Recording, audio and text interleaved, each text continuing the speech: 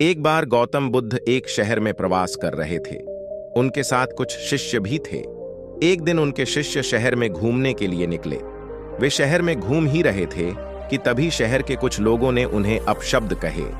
उनके बुरे शब्दों को सुनकर शिष्यों को बहुत बुरा लगा और वे वापस लौट गए। बुद्ध ने देखा कि शहर से लौटकर आए उनके सभी शिष्य बहुत क्रोध में दिखाई दे रहे हैं। उन्होंने शिष्यों से पूछा, क्या बात है, आप इतने तनाव में क्यों हैं? तभी एक शिष्य क्रोध में बोला, हमें यहां से तुरंत चलना चाहिए।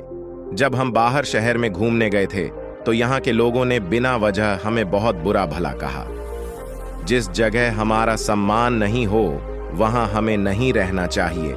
बुद्ध ने कहा, क्या किसी और जगह तुम अच्छे व्यवहार की अपेक्षा रखते हो? बुद्ध की बात शिष्यों को अच्छी तरह से समझ में आ गई और उन्होंने वहां से जाने का इरादा त्याग दिया। दूसरे शिष्य ने कहा, इस शहर से तो अच्छे लोग ही होंगे।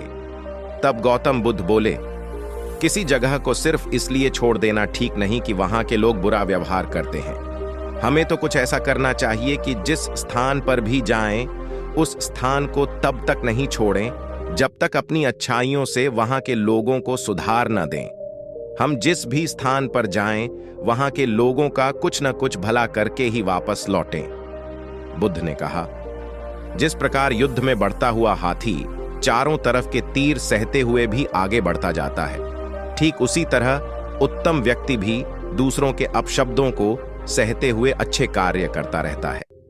खुद को वश में करने वाले प्राणी से उत्तम कोई और नहीं हो सकता। बुद्ध की बात शिष्यों को अच्छी तरह से समझ में आ गई और उन्होंने वहां से जाने का इरादा त्याग दिया।